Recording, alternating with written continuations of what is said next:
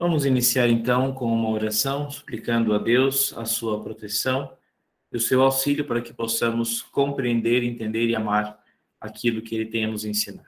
Em nome do Pai, e do Filho, e do Espírito Santo. Amém. Pai nosso que estais no céu, santificado seja o vosso nome. Venha a nós o vosso reino, seja feita a vossa vontade, assim na terra como no céu. O pão nosso de cada dia nos dai hoje, e perdoai-nos as nossas ofensas, assim como nós perdoamos a quem nos tem ofendido, e não nos deixeis cair em tentação, mas livrai-nos do mal. Amém. Ave Maria, cheia de graça, o Senhor é convosco. Bendita sois vós entre as mulheres, e bendito é o fruto de vosso ventre, Jesus. Santa Maria, Mãe de Deus, rogai por nós, pecadores, agora e na hora de nossa morte. Amém. Em nome do Pai, e do Filho, e do Espírito Santo. Amém. Muito bem. A última formação, então, que aconteceu foi com o irmão Moisés, e ele me disse que foram, então, até o número 94 do Catecismo de São Pio X. Nós vamos iniciar, então, agora o capítulo 5º, sobre o quarto artigo do Creio, a partir do número 95. Muito bem. Esse quarto artigo, nós vamos, na verdade, dar uma rebobinada na nossa vida litúrgica hoje aqui, né? Porque nós estamos na oitava da Páscoa, nós vamos falar agora sobre a paixão do Senhor, né? E logo em seguida também, aí sim, o tema do nosso tempo litúrgico atual, que é a ressurreição.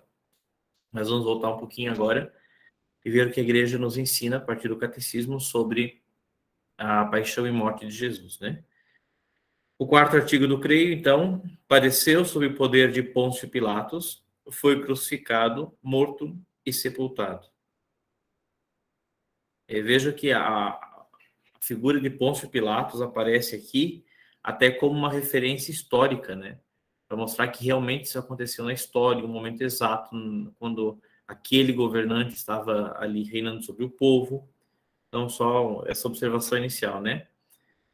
Essa marca de Pôncio Pilato não é por acaso que aparece, né? Tem tantos personagens na Bíblia porque justamente Pôncio Pilato vai aparecer na oração do Creio, porque é essa marca, esse registro histórico, né? Que é alguma coisa factual, né? Aconteceu mesmo, né? Então vamos ver a resposta da 95. O quarto artigo do Credo nos ensina que Jesus Cristo, para remir, ou seja, perdoar, né, o mundo, livrar do pecado, com seu precioso sangue, padeceu sob Pôncio Pilatos, que era governador da Judeia, e morreu no madeiro da cruz, da qual foi descido e, no fim, foi sepultado.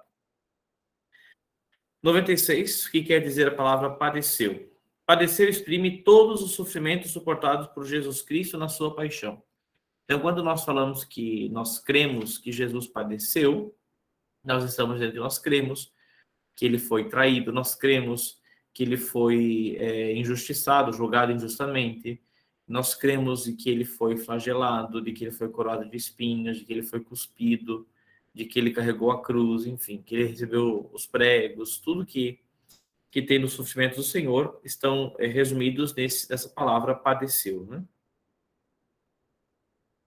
Bom, nós sabemos que Jesus Cristo, e vocês viram isso nos últimos números que foram estudados, e ele, apesar de ser uma única pessoa, né, pessoa divina, ele tem duas naturezas. Natureza divina, que tem desde sempre, e a natureza humana, que ele passa a ter no momento da encarnação, da concepção no seio da Virgem Maria. Então, todos nós que estamos aqui conversando, somos pessoas humanas, com alma, ou melhor dizendo, com natureza humana, certo? Deus Pai é uma pessoa divina, de natureza divina. Espírito Santo, pessoa divina, a terceira pessoa da Santíssima Trindade, com natureza divina. Jesus Cristo, pessoa divina, com natureza divina e natureza humana. Então, nosso Senhor, ele tem tanto a natureza divina plena, perfeita, completa, quanto a natureza humana. Mas ele é uma pessoa, são duas pessoas, é uma pessoa só. E nessa pessoa, que é uma pessoa divina, tem duas naturezas. É o único em toda a criação que tem isso, né? Sendo uma pessoa, tem duas naturezas em si. Duas naturezas que são plenamente distintas, mas agora inseparáveis. Desde que Jesus se encarnou no seio da Virgem Maria, a natureza humana e divina de Jesus nunca mais se separarão. Apesar de serem bem distintas, elas nunca mais vão se separar. Bem, então, diante disso, vem essa pergunta 97. Jesus Cristo padeceu, sofreu toda a paixão, enquanto Deus ou enquanto homem? Ou seja, na sua natureza divina ou na sua natureza humana?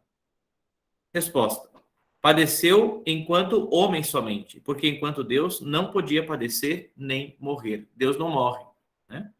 Ao contrário do que Nietzsche falou, Deus não morre. Deus não pode morrer e nem sofrer, porque isso não faz parte da natureza divina. O sofrimento e a morte não fazem parte da natureza divina. O sofrimento e a morte fazem parte da natureza humana. Lembra quando a gente falou dos dons pré-naturais, lá no comecinho? Que é um dom que foi dado a Adão e Eva, alguns dons, né, que foram dados a Adão e Eva, que são préter, que vão além da nossa natureza, que não fazem parte da nossa natureza, mas Deus quis conceder, e que nós perdemos com o pecado. E um desses dons era a imortalidade, né? E outro dom era, agora me foge a palavra mais específica, mas é o fato de não sofrer, né? De não sentir dor, de não passar por doenças. Então, veja, isso não fazia parte da natureza humana, nunca fez, né? Mas Deus concedeu essas graças para o ser humano por amor, né? E o ser humano conseguiu perder isso no pecado. Muito bem, deixa eu só achar aqui. Aqui, então, a imortalidade, como nós tínhamos dito, e a imunidade de todas as dores e misérias. Imunidade é a palavra aqui, né? Então, veja, isso, sofrer dor, morrer, fazem parte da natureza humana, não da divina. Certo? 98. Que espécie de suplício era o da cruz? O suplício da cruz era, naqueles tempos, o mais cruel e ignominioso de todos os suplícios. Ou seja, de todos os tipos de pena de morte, de todos os tipos de condenação, de todos os tipos de castigo, o mais cruel e o mais vergonhoso era a cruz. Poderiam ter matado Jesus de qualquer outra forma, né? Poderiam ter apedrejado ele, como tentaram apedrejar a prostituta, lembram-se? Poderiam ter dado outras penas de morte para ele, mas não, quiseram justamente a cruz por ser a maior, a mais terrível, né? De todos os suplícios possíveis. Quem condenou Jesus Cristo a ser crucificado foi Pôncio Pilatos, que é governador da Judeia, o qual, no entanto, reconhecia sua inocência, mas cedeu covardemente às ameaças dos judeus. Lembram-se da imagem de Pôncio Pilatos lavando as mãos, né? Dizendo isso: olha, eu não vejo culpa nenhuma nele, mas já que vocês querem, e pelo jeito, se eu não fizer, eu que vou sofrer alguma coisa, então tá bom, ó, eu não tenho nada a ver com isso, faço o que vocês quiserem. Dou autorização para fazer o que quiser. Então, quem condenou foi Pôncio Pilatos. Por quê? Porque os judeus, na época de Jesus, eles estavam sob o domínio do Império Romano. E uma das coisas que o Império Romano colocava as nações que estavam sob o seu domínio é que nenhuma nação poderia condenar alguém à morte, apenas o Império Romano. Essa era uma pena que apenas o Império Romano poderia dar. As nações dominadas poderiam ter suas leis próprias, poderiam ter várias coisas, mas não estava nessas possibilidades de condenar alguém à morte. Então, os judeus naquela época não podiam condenar ninguém à morte. Por isso que eles não condenaram Jesus e levaram lá para o imperador romano. Porque eles precisavam do aval do imperador. Mas Pôncio Pilatos, mesmo não achando culpa nenhuma em Jesus, ele cedeu, então, à pressão dos judeus e, como diz aqui o texto, covardemente condenou Jesus, então, lavando as mãos, dizendo: olha, façam, então, já que vocês querem, façam. Então, no fundo, sim, quem foi por pressão, foi por ameaça dos judeus, mas foi ele quem fez a condenação. Historicamente é isso, né? O juiz que sentenciou a condenação foi Pôncio Pilatos. Pergunta 100. Não poderia se livrar Jesus Cristo das mãos dos judeus ou de Pilatos? Sim, Jesus Cristo poderia livrar-se das mãos dos judeus ou de Pilatos. Mas, conhecendo que a vontade de seu eterno Pai era que ele padecesse e morresse pela nossa salvação, submeteu-se voluntariamente, ou seja, por própria vontade, e até saiu ao encontro dos seus inimigos, e deixou-se espontaneamente prender e conduzir à morte. E aí nós podemos lembrar, em diversas passagens da Escritura, em que diz assim, os judeus queriam prender Jesus, queriam matar Jesus, e ele saiu dali. Aí a gente pode perguntar, mas espera, os judeus eram um monte de gente que queria fazer isso. Como é que ele simplesmente pegava e saía? E o pessoal não pulava nele, não agarrava, porque ele era Deus, aquele não era o momento. Então ele poderia estar cercado de gente. Se não fosse o momento, ele saía, ele ficava e nada acontecia. Então veja, sim, ele é Deus, ele tinha o poder de não se deixar entregar. Se aquele não fosse o momento, ele não se deixaria levar pelos soldados que acompanharam Judas Iscariotes, não deixaria. Mas havia chegado o momento, como nós acompanhamos a oração de Jesus no Horto das Oliveiras, ali na noite, na madrugada de quinta para sexta, né, quinta-feira santa, onde Jesus vai até o Monte das Oliveiras, e sabendo que vai ter que passar, conhecendo aquilo que o Pai tinha preparado, já tinha anunciado pelas profecias e tinha preparado para acontecer, Jesus então começa a se angustiar, né? Se angustiar terrivelmente. E aí vocês também viram nos últimos números, ali com o irmão Moisés, sobre a questão da vontade de Jesus, né? A vontade dele, ele tinha duas vontades, uma vontade só, e aí aqui explica bem claramente, né? Que existia em Jesus as duas vontades. Uma, aqui diz, né? O número 89, voltando um pouquinho, há duas vontades, uma divina e outra humana. E Jesus tinha vontade livre, né? Tá. Dito isso, então nós temos na natureza divina há uma vontade, na natureza humana outra. Como é que a gente pode perceber isso?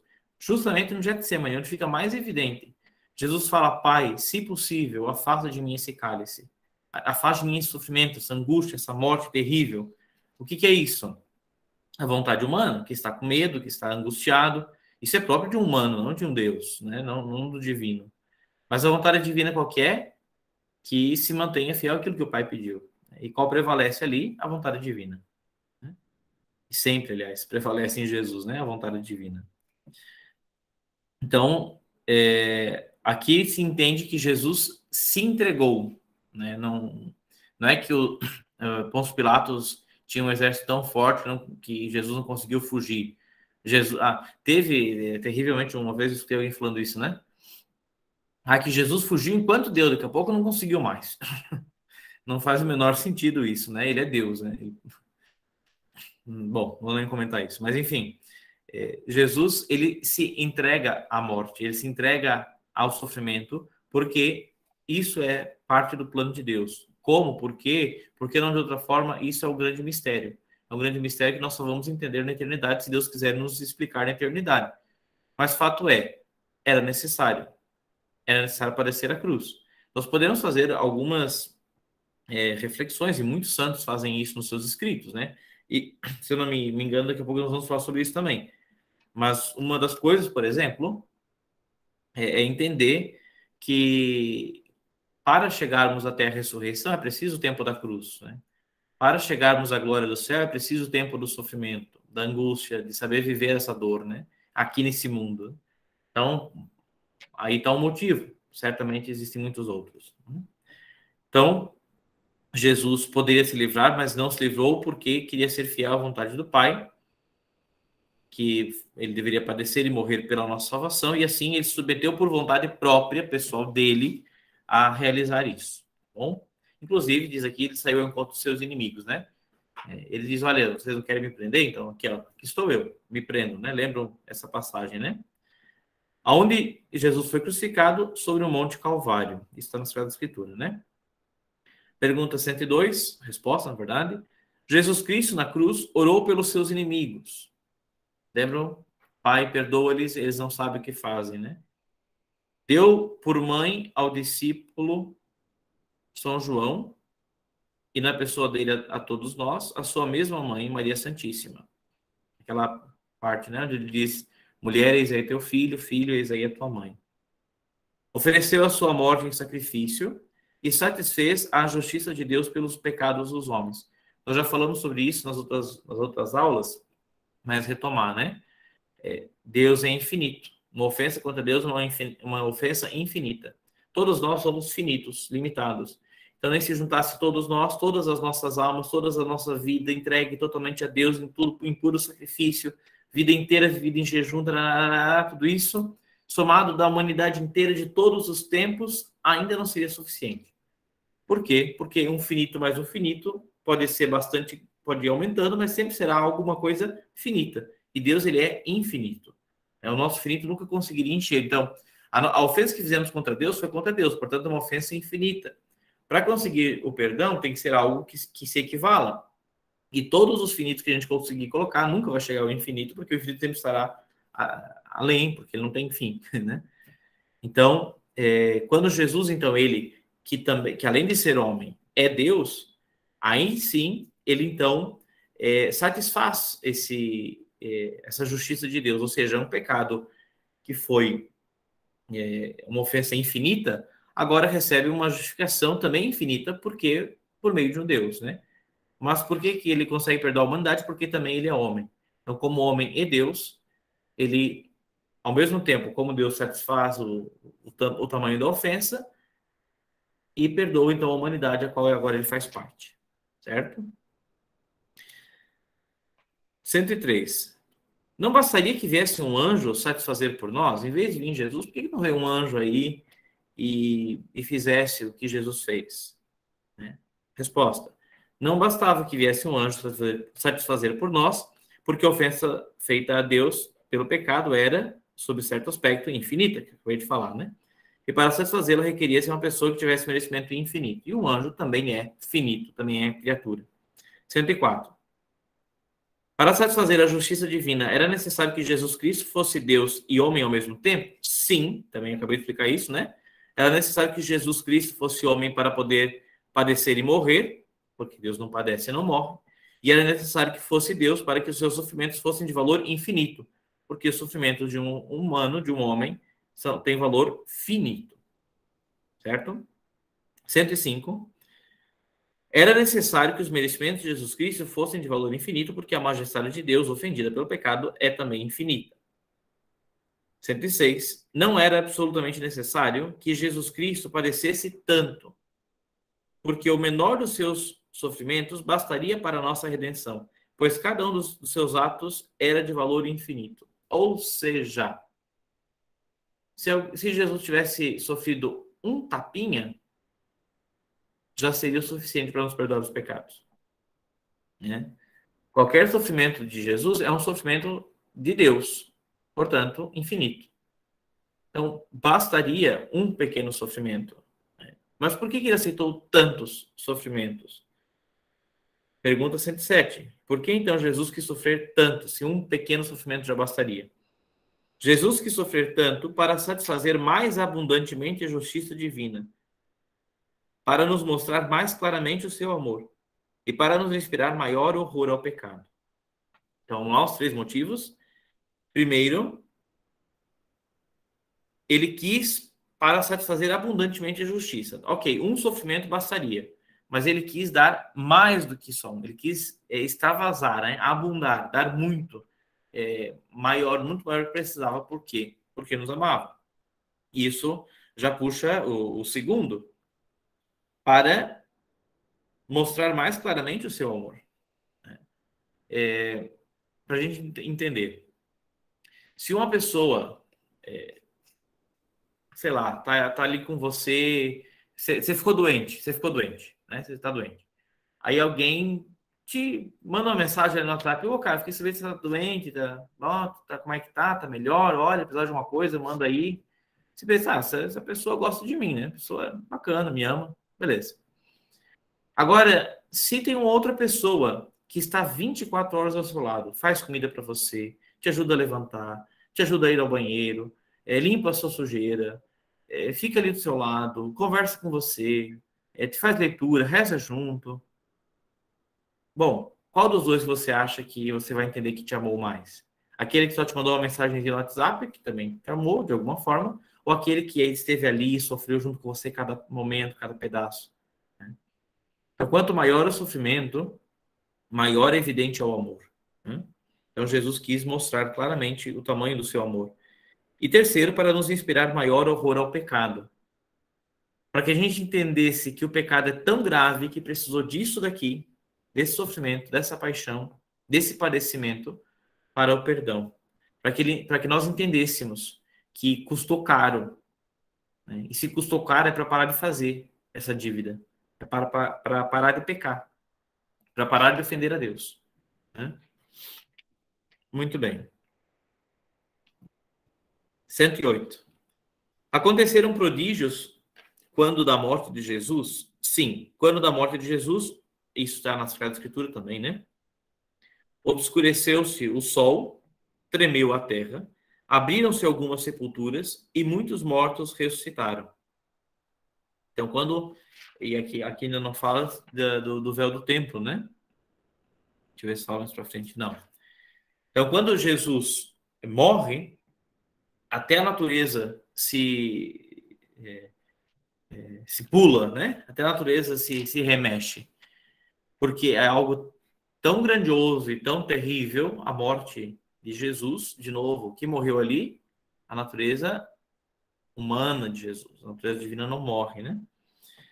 Então, quando Jesus morre, quando este homem, que é Deus também, 100% homem, 100% Deus, morre, o sol fica escuro, a terra tremeu, as sepulturas se abriram e muitos mortos ressuscitaram.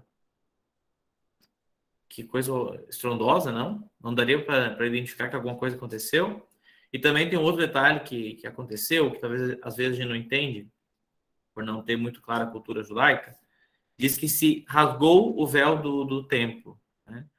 Onde estava aí o Santo dos Santos, que era o lugar de Deus, onde Deus ficava, né? E quando se rasga, você dá a entender então que Deus saiu dali. Hoje Deus não está mais ali no templo dos judeus. Por quê? Porque agora ele está ressuscitado. Né? Ele não habita mais aquele lugar, mas habita o próprio corpo da igreja. Certo? Então, esses sinais aconteceram na morte de Jesus. 109. Onde foi sepultado o corpo de Jesus? Num túmulo novo, escavado na rocha do monte, pouco distante do lugar onde ele fora crucificado. Lembram-se do texto da Sagrada Escritura? Jesus, então, foi crucificado na sexta-feira pelo meio-dia. Às 3 horas da tarde, ele expira, né, ele morre. E aí, o que acontece? No sábado é um dia sagrado para os judeus. Existiam milhões de regrinhas ali, milhões de exageros, né? Muitas regrinhas ali para a vivência desse sábado, inclusive que não poderia trabalhar, não poderia fazer isso, aquilo. Alguns ramos até diziam quantos passos a pessoa poderia dar, ainda mais que se tratava do sábado da festa, né? Da Páscoa. Então, o que aconteceu? Eles foram, logo que Jesus morreu, eles foram pedir, então, o corpo de Jesus para ser sepultado. Porque tinha que fazer logo. Porque se pondo o sol, quando o sol se põe para os judeus, já é o dia seguinte, né? Os judeus não entendem o dia seguinte à meia-noite. O sol se escondeu, já é outro dia. Né? O dia dura enquanto o sol está ali. Enquanto o sol está ali, é o dia. O sol se pôs, acabou o dia. Né? Então, até o pôr do sol da sexta, era ainda sexta. Depois, eles não poderiam fazer mais nada. Se eles não tivessem sepultado Jesus ali na sexta-feira, finzinho da tarde, antes do pôr do sol, Jesus ia ter que ficar ali até no domingo. Né? Até o pôr do sol, até acabar o sábado, que era o dia sagrado. Então, eles vão ligeiro, pedem para Jesus e tem que fazer as pressas, tem que fazer rápido antes que o sol se ponha. E por isso eles não conseguem fazer tudo muito bem feitinho, né? Bom, imagine vocês, ele morreu às 3 horas da tarde, aí foram lá pedir o corpo, não tinha um telefone ou WhatsApp para mandar para ser rapidinho o negócio, né? Foram lá, pedir o corpo, até passar por tudo, também foi autorizado, aí vão lá, pega, sobe lá, tira os pregos, desce Jesus, né? Limpa o cadáver, enrola no pano e põe, bom, tudo isso leva muito tempo, né? E já não tinha mais muito tempo, ele morreu às 3.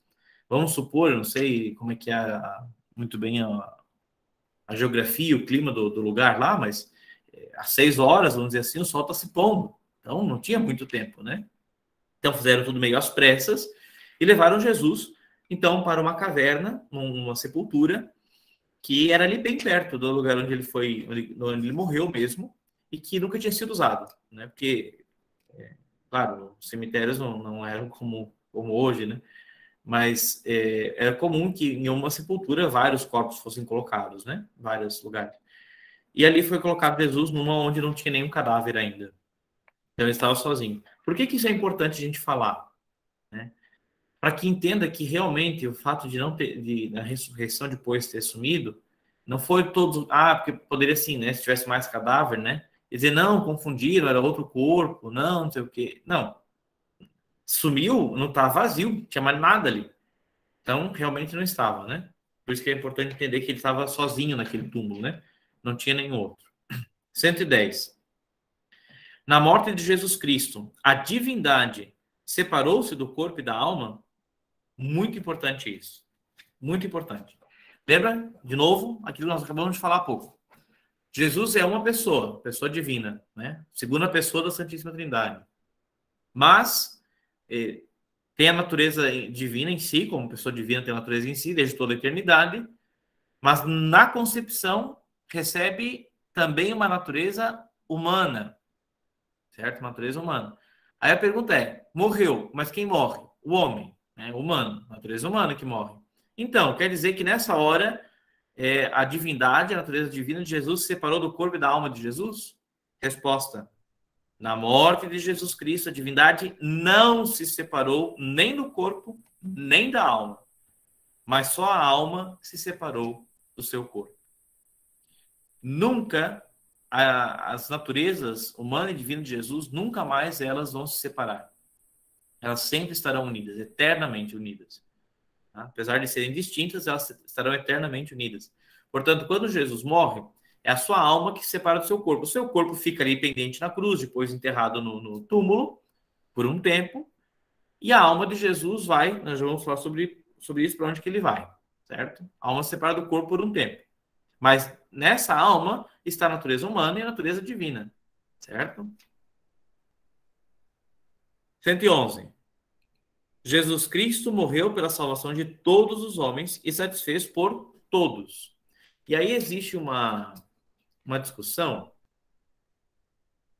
não sei o quanto vocês ouviram, ou se é que ouviram isso, isso é uma discussão de minúcias litúrgicas, né? Mas na consagração, na missa, né, quando o padre consagra o pão em corpo, o vinho em sangue, ele fala assim, né, na consagração do sangue, né? Tomai todos, bebei, este é o cálice do meu sangue, o sangue da nova e eterna aliança, que será derramado por vós e por todos. É isso que a gente fala em português, né? Mas no original, em latim, a palavra está multis, por vós e por muitos, né? Não todos. Por quê? Que, então, no português está em vez da palavra muitos e não todos, qual das duas é correto? Vamos lá. Jesus morreu por muitos ou Jesus morreu por todos? As duas respostas estão corretas. Explico. A morte de Jesus satisfaz o pecado de todos. Por quê? Porque é infinito. O que é infinito não tem limite, não tem fim. A morte de Jesus foi realmente por todas as pessoas. Todas as pessoas, todos os seres humanos, todos que querem, podem alcançar a salvação. Todos podem. Não tem nenhum. Jesus morreu por esse grupo aqui. Esses aqui nem adianta tentar que não dá. Esses aqui já Jesus não pode salvar. Isso não existe. Jesus morreu por todos. Mas o que acontece? Nem todos recorrem a essa salvação. Nem todos aceitam essa salvação. Muitos acabam ficando no pecado e, portanto, não recebem as graças da morte de Jesus. Então, apesar de ele ter morrido por todos, a morte dele vai servir para muitos, mas não para todos, porque alguns são condenados ao inferno. Então, não que Jesus não tenha morrido por eles, mas é que eles não quiseram ou escolheram não querer, né? não buscar essa salvação. Então, por isso que as duas formas estão corretas. Jesus morreu por todos, sim, por todos, mas todos são salvos? Não. Não por culpa de Jesus, por culpa daqueles que escolhem não estar com Jesus. Então, as duas formas estão corretas na liturgia, tá? A tradução oficial em português é todos e em latim é muitos. Ambas estão corretas. Liturgicamente, ambas estão corretas, tá? Uma mensagem aqui, o Cal mandou, vamos ver. Eu tive um professor que disse que para os judeus a palavra dia correspondia a algo parecido com uma hora para nós. O senhor sabe dizer se essa informação procede ou é confusão que tentaram colocar na nossa cabeça? Olha, eu nunca ouvi falar sobre isso. Nunca ouvi. Teria que pesquisar. Não tenho essa informação, mas eu, assim, a princípio, não me parece ser assim. Mas, bom, não posso garantir, tá bom? Vou buscar ver se em algum lugar isso tá explicado. Mas não sei. Não, mas assim, é que não faz sentido porque existe, por exemplo, no dia na contagem, né, que era habitual, que inclusive está na Bíblia, a hora terça, a hora nona, a hora sexta de um dia, né? Quando, depois do almoço, você vai dar aquela descansadinha, né? O pessoal não fala, vou fazer uma cesta ali, uma sexta? O pessoal não fala isso? Por quê? Porque a hora sexta é o meio-dia, né? Jesus foi crucificado na hora sexta e morreu na hora nona, que é às 3 horas da tarde. É outra forma de medir ali, mas, enfim, são horas do mesmo dia. Então, né, não sei até que ponto que isso pode ter algum tipo de procedência. Tá bem? Pergunta 112. Se Jesus Cristo morreu pela salvação de todos, por que nem todos se salvam? Bom, eu já acabei de responder isso, né? Antecipei, né? Mas vamos lá. Jesus Cristo morreu por todos, mas nem todos se salvam, porque nem todos o reconhecem, nem todos seguem a sua lei, nem todos se servem dos meios de santificação que nos deixou. Então, aqueles que não se salvam, não é por culpa de Jesus, não é que Jesus não tenha morrido por eles, mas é porque eles não o querem, né? Eles escolhem permanecer no pecado. Então, Jesus, sim, morreu por todos. Portanto, se você está assim, não, o meu pecado é muito grande, não tem como eu ser perdoado, não tem mais jeito. Tem sim, tem sim. Basta você querer, basta você se arrepender, basta você estar decidido a não cometer mais pecados. E se arrepender não é de um pecado. Eu me arrependo de ter falado mentira, mas eu não me arrependo de não ir à missa todos os finais de semana, todos os domingos. Eu me arrependo de ter, de ter matado uma pessoa, mas eu não me arrependo da imoralidade sexual que eu tenho na minha vida, né? Da traição que eu tenho com a minha esposa, com o meu esposo, ou se eu nem sou casado, né? De ter relações, ou então, eu me arrependo de não ter buscado a Deus, de não ter ido à missa dominical, mas eu não me arrependo de usar pílulas anticoncepcionais, de usar métodos artificiais ou mesmo naturais de impedir a vida. Eu não me arrependo de defender o aborto ou a eutanásia, sei lá. Então, assim, não dava assim, metade sim, metade não. Ou é ou não é. É muito claro, né? Deus, ele é simples. Deus, ele é simples. Ou você é ou você não é. Não tem que é uma coisa meio morna, né? No Apocalipse tem uma parte do texto que fala uma coisa bem interessante, né?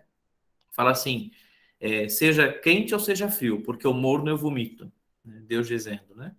Então, ou você é ou você não é, né? Padre, isso, meu Deus, não me deixa desesperado porque eu não sou 100% de Deus, mas você está buscando ser? Eu tô, então beleza, vamos lá, vamos para frente. Deus, ele quer construir os santos.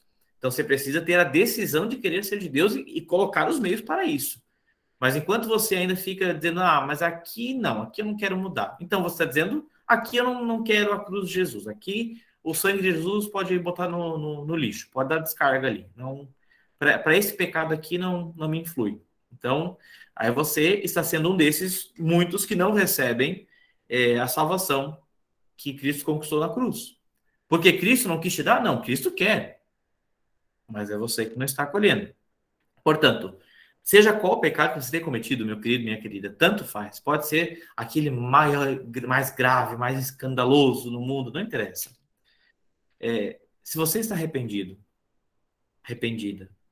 decidido a não fazer mais pecados, colocar os meios para isso, busque uma boa confissão o quanto antes, busque se confessar dos seus pecados, e ter essa decisão clara de não pecar mais, e retorne à graça de Deus. Que você perdeu, você ganhou lá no batismo e perdeu no seu pecado. Na confissão, o sangue de Cristo é novamente derramado na nossa alma. E ela, de novo, é purificada, é limpa. E aí nós somos de novo no número desses muitos que são salvos. Não por nosso mérito, mas pelo mérito da cruz de Cristo. Tá? Então, vamos repetir. Aqueles que não são salvos, não é por culpa de Jesus. Não é porque Jesus tenha excluído este ou aquele, ou porque Jesus não queira perdoar este ou aquele. Jesus quer o perdão de todos. Mas para isso é necessário que nós o reconheçamos, nós sigamos a sua lei e usemos os meios de salvação, de santificação que ele nos deixou. Tá bem? Quais são esses meios de santificação? Especialmente os sacramentos. Além dos sacramentos, claro, existem outros muitos meios, né? A vida de oração, a união com Deus, a devoção aos santos, a prática da caridade, da esmola, os jejuns, enfim, tem vários meios. Mas, assim, essencialmente, os meios que nos trazem a salvação, o caminho de salvação, sem eles não é possível chegar ao céu, os sacramentos, a igreja, certo? Muito bem. 113. Para nos salvarmos, não basta que Jesus tenha morrido por nós? Tá, então, assim, ó, Jesus já morreu por mim na cruz, certo? Certo. O valor não é infinito? É infinito. Então pronto, chega. Já vou ser salvo. Tá tudo certo. Agora eu posso fazer o que eu quiser, porque, bom, se o valor dele é infinito, eu posso pecar o quanto eu quiser, todos os meus pecados são finitos, ele já vai ter perdoado. Ó, que maravilha, que tal? Será que é assim? Será que não é? Vamos ver a resposta aqui do Papa Pio X. Para nos salvarmos, não basta que Jesus Cristo tenha morrido por nós, mas é necessário que sejam aplicados a cada um de nós o fruto e os merecimentos da sua paixão e morte. Aplicação que se faz, sobretudo, por meio dos sacramentos, instituídos para este fim pelo mesmo Jesus Cristo.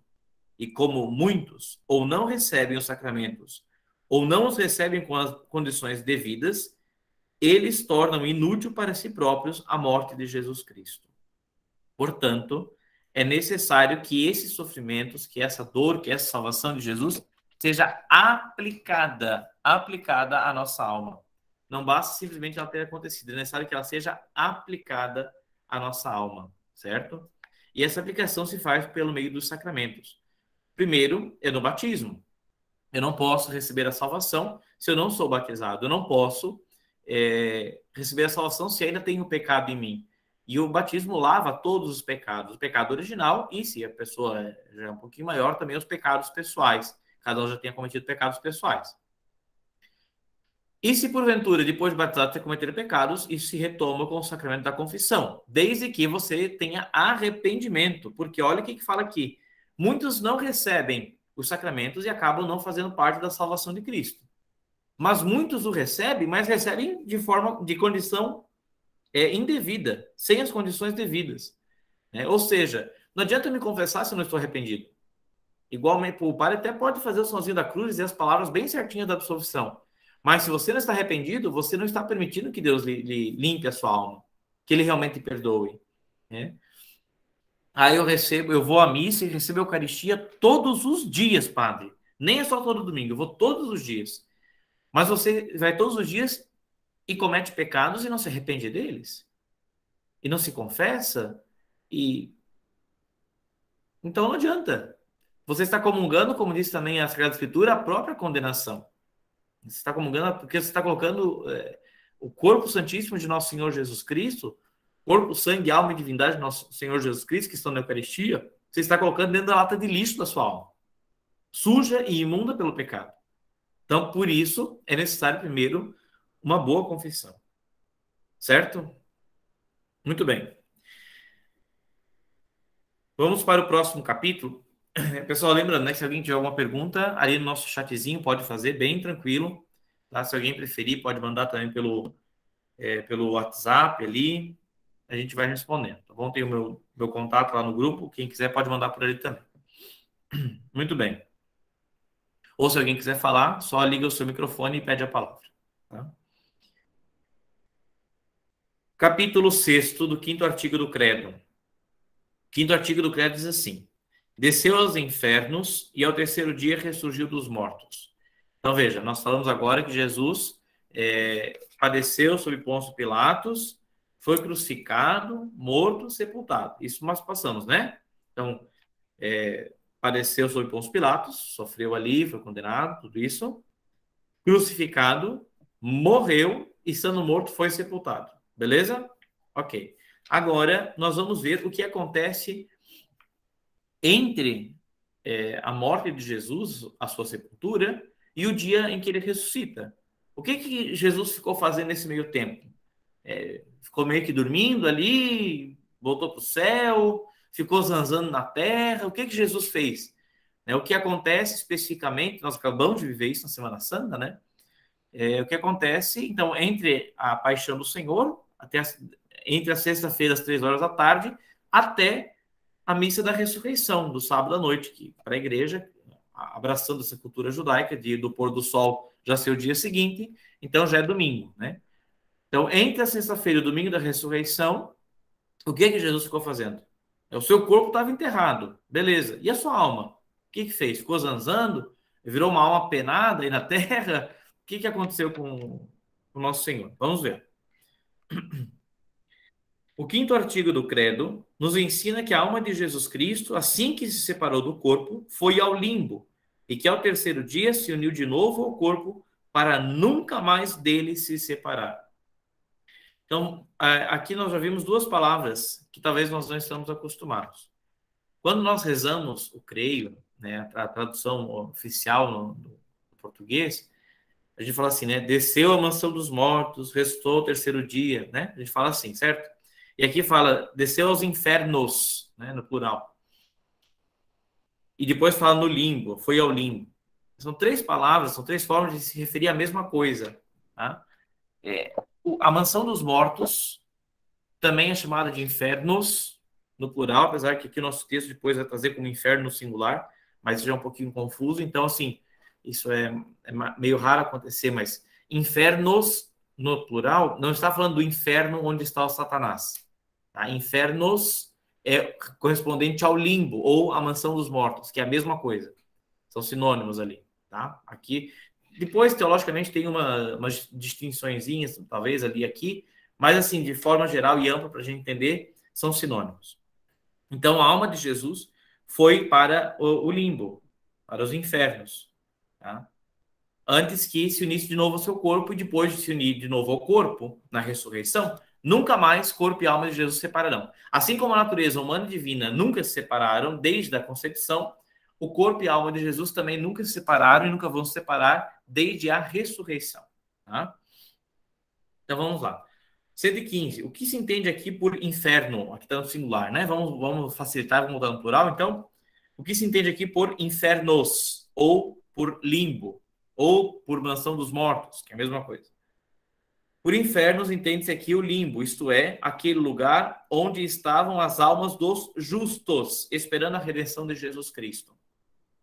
Os justos, os santos, aqueles que eram fiéis a Deus, aqueles que se converteram, aqueles que talvez até tenham pecado, mas mudaram de vida. Lembrando que até então não tinha confissão, né? Porque a confissão surge com o nosso Senhor Jesus Cristo. Então, a forma deles pedirem perdão a Deus e estarem, assim, conversos e libertos do pecado, não era plena, porque isso aconteceu com Jesus, mas de alguma forma eles faziam com as suas penitências, com os seus sofrimentos, né? Lembram de Jonas, do profeta Jonas, né? Que diz que a cidade de Nínive estava imersa no pecado, Deus iria destruir, e aí então eles fazem penitência, se vestem de sacos, né? Com sacos, né? Enfim, fazem... E aí Deus ali não castiga aquele povo, e certamente muitos ali se tornam justos, né? Um povo que todo o povo era injusto, era infiel, passaram a ser justos. Então, os justos estão no limbo. Né? Quem eram esses justos que nós sabemos que estavam no limbo, né? Certamente muitos, mas que nós temos conhecimento. Adão e Eva. Olha, padre, mas eles não tinham cometido pecado lá? Sim, cometeram um pecado e passaram a vida inteira, e viveram muito, né? Passaram a vida inteira em penitência para conseguir a purificação da sua alma. Abraão, né? Jacó, Isaac, José, os dois Josés, né? José do Egito, José pai de Jesus, enfim, João Batista, certo? Todos esses homens justos do Antigo Testamento, Elias, os profetas, né? Enfim, estavam nesse lugar, no limbo, que não era um inferno, porque o inferno é um lugar de sofrimento e desespero, ou seja, um sofrimento sem esperança, vai ser eternamente sofrimento. E o limbo não. O limbo, apesar de ser um local de angústia, porque não estavam junto de Deus, não contemplavam a Deus, não era um lugar de desespero, mas um lugar de esperança, de que um dia viria o Salvador para libertá-los daquela prisão, né, e levá-los, então, sim, para Deus. Então, estavam no limbo, na mansão dos mortos, os justos, certo? 116. Por que as almas dos justos não foram introduzidas no paraíso antes da morte de Jesus Cristo? As almas dos justos não foram introduzidas no paraíso, aqui dentro no céu, no caso, né? Antes da morte de Jesus Cristo, porque pelo pecado de Adão, o paraíso estava fechado. E convinha que Jesus Cristo, cuja morte o reabriu o paraíso, fosse o primeiro a entrar nele. Então, primeiro tem que abrir a porta. A porta estava fechada, o pecado fechou as portas do paraíso. Adão fechou as portas do paraíso e, portanto, ninguém mais poderia ter acessar a Deus. E apenas com a morte de Jesus e a sua ressurreição que ele consegue, então, conseguir o perdão dos nossos pecados e assim, então, abrir de novo as portas do paraíso para nós. E convinha que aquele que abriu fosse o primeiro a entrar. Então, nenhum deles, apesar de serem justos, de serem santos, poderiam ainda entrar no céu, no paraíso, antes que Jesus viesse, abrisse e entrasse no paraíso. Bem? 116. Por que as almas dos justos não... perdão, isso já foi. 117. Por que Jesus Cristo quis esperar até o terceiro dia para ressuscitar? Isso é uma pergunta interessante, né? Porque a gente pode pensar assim, né? Ok, Jesus podia ter morrido, tô aqui na cruz, morri, pronto, já ressuscito. Poderia? Poderia. Ele é Deus, não é? Só que deu o que... Bom, vamos ver a resposta. A gente já vai entender. Por que ele esperou 3 dias para ressuscitar? Por que ele não ressuscitou logo de cara? Resposta. Jesus Cristo quis esperar até o terceiro dia para ressuscitar, a fim de mostrar de modo insofismável que verdadeiramente ele tinha morrido.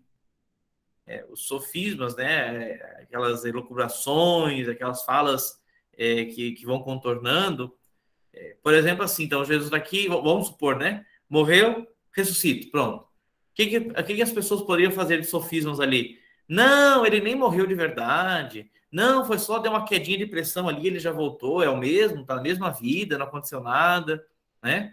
Então ele precisou ficar esse tempo morto, né? Morreu na cruz, ficou morto, foi sepultado, ficou no sepulcro ali alguns dias, para deixar muito claro que ele realmente tinha morrido.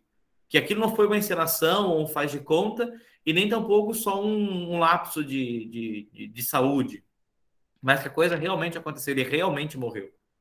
Não foi uma historinha mal contada, uma coisa real que aconteceu, certo? Então Jesus morreu. 118. Foi a ressurreição de Jesus Cristo semelhante à dos outros homens ressuscitados? Resposta. A ressurreição de Jesus Cristo não foi semelhante à dos outros homens ressuscitados, porque Jesus Cristo ressuscitou por virtude própria, e os outros foram ressuscitados por virtude de Deus. Então vamos entender. Quando Jesus ressuscitou, bom, ele é Deus, né? Lembram disso, certo? Então ele ressuscitou por virtude própria. A palavra virtude vem de virtus, de força. Tá? Então, por força própria, ele é Deus. Ele consegue voltar à vida. Ele consegue viver. Ele consegue fazer. É por força dele. Né? Agora, quando o Padre Pio morreu, o Padre Pio, um grande santo, ele não foi ressuscitado porque, bom, o Padre Pio era um santo sacerdote, um santo confessor, um homem que tinha as chagas de Jesus no seu corpo. Então, o Padre Pio conseguiu por força própria subir ao céu? Não. Nem o Padre Pio, nem qualquer outro santo, nem São João, nem a Santíssima Virgem Maria. Todo ser humano é ressuscitado por virtude, por força de Deus. É Deus quem ressuscita, é Deus quem leva a alma para o paraíso, e não ele que vai sozinho, certo? Então, por isso que a ressurreição de Jesus se difere de todos os outros ressuscitados, por isso. Porque a virtude ora de Jesus, dele próprio, na sua, e na nossa é a ressurreição de Deus. Essa palavra virtude aparece numa oração que aqui na paróquia a gente sempre faz no fim da Santa Missa.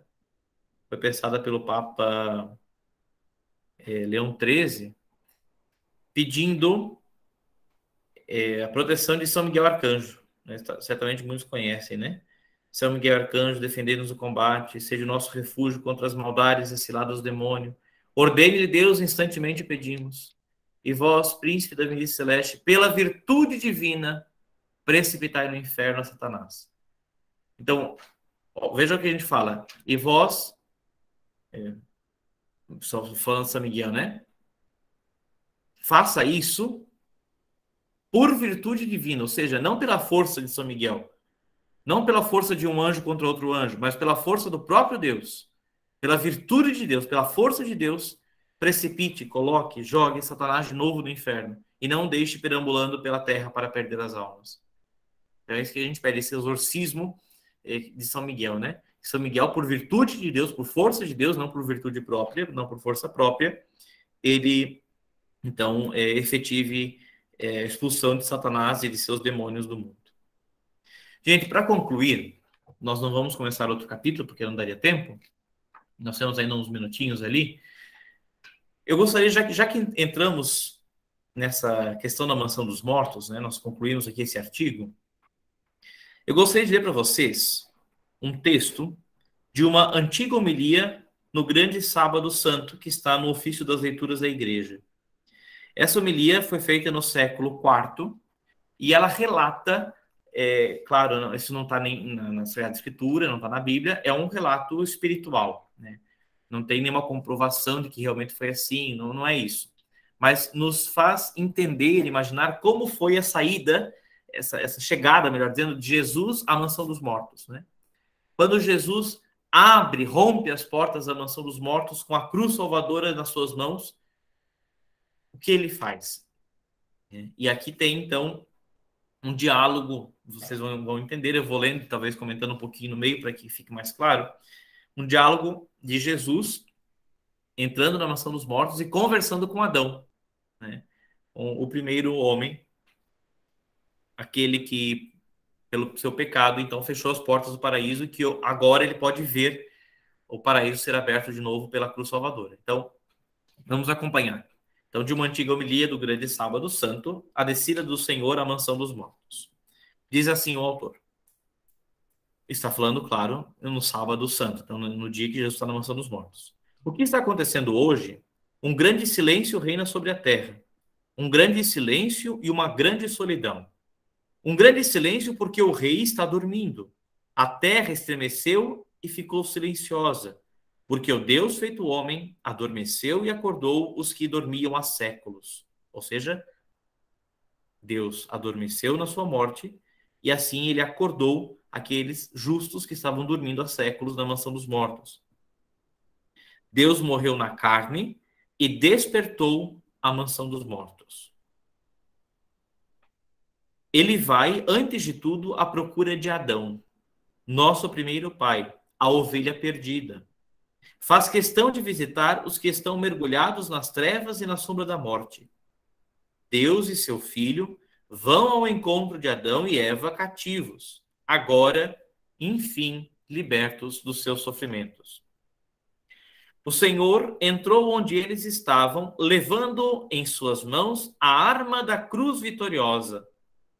Quando Adão, o nosso primeiro pai, viu Jesus com a cruz vitoriosa, exclamou para todos os demais, batendo no peito e cheio de admiração: o meu Senhor está no meio de nós. E Cristo responde a Adão: e também com o teu espírito. E tomando Adão pela mão, disse: vejam o que Jesus diz agora a Adão. Acorda, tu que dormes, Levanta-te dentre os mortos, e Cristo te iluminará. Eu sou o teu Deus, que por tua causa me tornei teu filho. Por ti e por aqueles que nasceram de ti, agora eu digo, e com todo o meu poder, ordeno aos que estavam na prisão, saí, e aos que jaziam nas trevas, vinde para a luz. E aos entorpecidos, levantai-vos. Só um comentário. Viram o que ele falou ali? Eu sou o teu Deus, que por tua causa me tornei teu filho. Foi Deus quem criou Adão. Mas foi por culpa de Adão, pelo pecado de Adão, que ele teve que assumir a nossa humanidade, e, portanto, se fez filho de Adão. Porque toda descendência vem de Adão. Então, Jesus é descendente também de Adão. Portanto, ele que é o Criador se tornou filho da criatura. E tudo isso ele fez, e agora, glorioso, já na mansão dos mortos, diz, olha, saiam daqui, vão para a luz, levantem-se. Continua, Jesus falando para Adão. Eu te ordeno, acorda tu que dormes, porque não te criei para permaneceres na mansão dos mortos. Levanta-te dentre os mortos. Eu sou a vida dos mortos.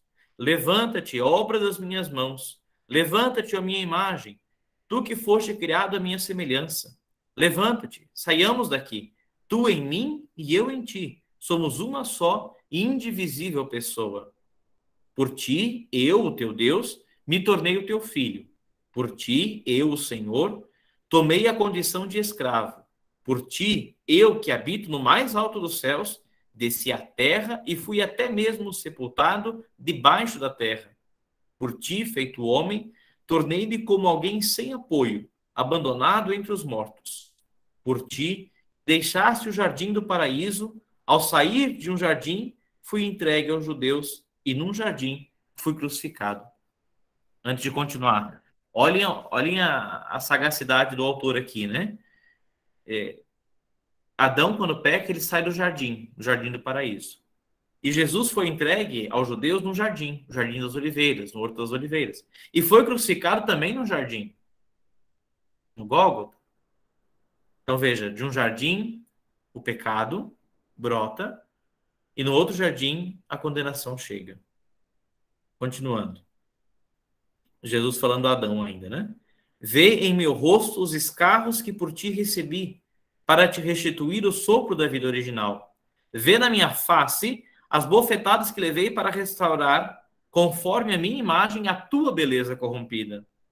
Vê nas minhas costas as marcas dos açoites que suportei por ti, para retirar de teus ombros o peso dos pecados. Vê nas minhas mãos fortemente pregadas a árvore da cruz. Por causa de ti, como outrora estendestes levianamente as tuas mãos para a árvore do paraíso. De novo, mais uma observação, olha a sagacidade.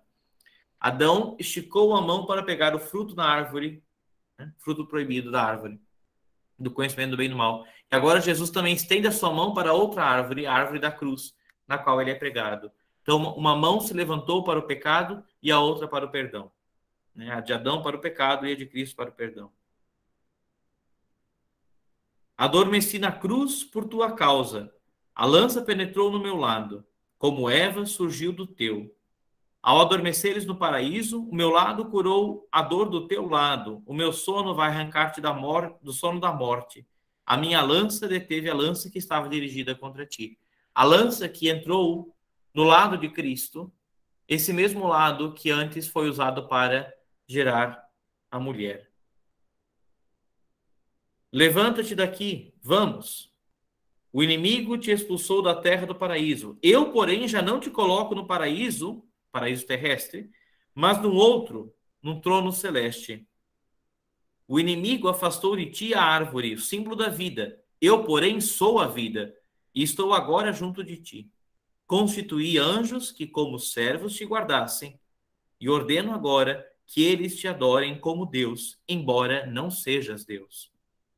Está preparado o trono dos querubins, prontos e apostos os mensageiros, construído o leito nupcial, preparado o banquete, as mansões e os tabernáculos eternos adornados, abertos os tesouros de todos os bens e o reino dos céus, preparado para ti desde toda a eternidade. O céu, o reino dos céus, é preparado para a humanidade desde toda a eternidade. Sempre foi o sonho e o projeto de Deus levar toda a humanidade para junto de si, no céu. Então, este trono, esse reino, está preparado para nós. E agora, com a ressurreição, nós podemos de novo acessá-lo. Nós que tínhamos perdido pelo pecado, podemos agora de novo acessá-lo. Mas, lembrando aquilo que nós estudamos no nosso catecismo, é preciso aplicar essa salvação a nós através dos sacramentos. Tá bem? Assim nós vamos encerrar a nossa aula de hoje. Eu vou colocar logo em seguida agora esse texto que eu li para vocês lá no nosso grupo, no WhatsApp, para que todos possam reler, meditar essa grande alegria da descida de Jesus à mansão dos mortos para libertar. Aqui tem o diálogo dele com Adão, mas imaginemos que Jesus ali encontrou todos aqueles que foram sinais do caminho da salvação, né? E de forma muito especial a São José, o seu pai, que o cuidou tanto na terra e agora o reencontro é glorioso, né? Tá bom? Então, nós vamos encerrar aqui com a oração e depois eu envio para vocês esse texto. Lembrando, quem tiver dúvidas, coisa assim que não conseguiu falar aqui, não conseguiu pedir aqui, pode mandar aí para o meu WhatsApp durante a semana. À medida do possível, eu vou respondendo também para vocês, tá bom? E se for uma dúvida um pouco maior, quem sabe a gente até responde aqui na próxima formação também, que nós vamos, então, continuar no capítulo 7º, né, sobre o 6º artigo do Credo, que aí sim vai falar daquilo que nós estamos vendo agora, que é a subida de Cristo, né, a sua ressurreição, tá bem? Então vamos agora fazer a nossa oração, agradecer